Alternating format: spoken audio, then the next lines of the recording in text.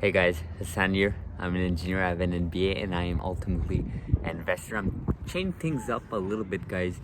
Trying to change our format a little bit up, spice things up. Hopefully, you guys appreciate this. Leave a comment if you like this type of format. Just a little bit different. And please do like and subscribe, guys. Really does help the channel. So, we're on a beautiful day here in Montreal. Let me show you guys. I don't know if I can show you guys here, but it's very beautiful. It's a Saturday, chilly day. It's about like 10 Celsius degrees, so it's a little bit cold, but it's all good. And it's always nice, guys, to have this beautiful weather, and you can sort of take some time and reflect, walk around, listen to a podcast or two, or even watch these videos. Hopefully, you guys do these types of activities, especially when you have the energy and you have the time to do such. I think I really have highly advise people to do that, because it's always good to be in touch with nature a little bit. But anyways, going back to this video, the purpose of this video, I wanted to maybe talk a little bit about maybe a follow-up from our previous video. So the previous video was a lot about how legacy media, you shouldn't depend on just legacy media, right? And I think the idea there is, and I think a lot of people understood this, but I do want to add up that it's not like companies, from other media companies, that they're necessarily bad people or whatnot. I think they serve a great purpose, especially when it comes to politics. I think, like, for example, there was these Canadian politicians, like I think back in December, they were caught going in the South during the worst pandemic in over 100 years, and they're going in the South, in the Caribbeans and so on, and they had like secret trips, and those media like CBC and other Canadian television companies, like they literally expose those politicians. So I think there is value. So there is definitely value having these types of media companies. But when it comes to like information, like you as a consumer, you as an investor, you as a citizen, I think you need to think twice, right? Let me give you a really quick example. So for example, let's say you go to a coffee shop and you want to buy a coffee from the merchant.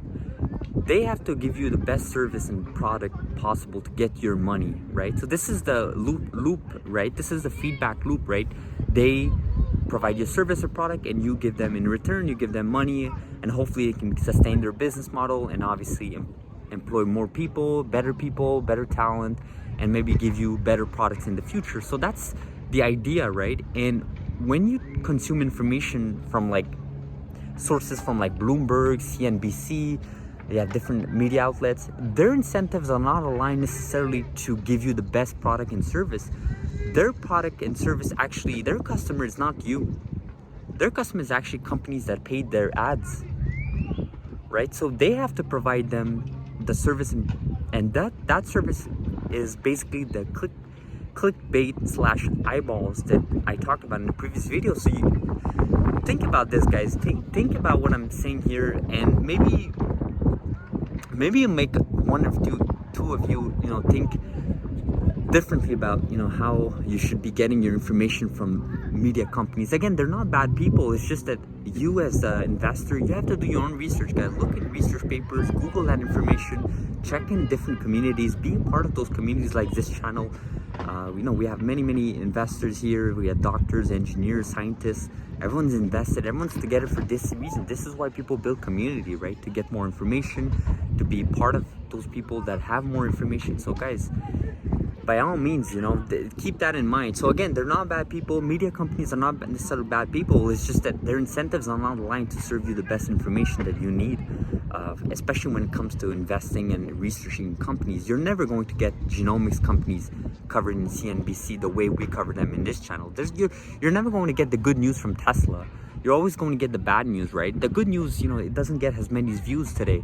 You're only going to get the bad news, and I don't think that's the right way of looking at it. I think many investors agree with this. People that if you want the best information, you need to have like some sort of unbiased information where the incentives are aligned to inform you with the best type of information. And this requires time, this requires resources. This is why YouTubers like this channel exists, right? We want to give you guys value for free so that you can run away with this information and hopefully share it with your friends, family, and other investors that are interested in this space. So hopefully you guys appreciated this video, guys. I'm changing things up a little bit. Expect these types of video, guys. I do think it's important to spice things up, be a little bit different. You know, we need to be fast when we change things. We need to break things fast and correct our errors fast. This is what we talked about, feedback loop. This is what I'm doing with this video. So hopefully you guys appreciated this. If you did, please guys, like this video. It really does help the channel, and we'll see each other in the next video. Thank you very much. Have a good day.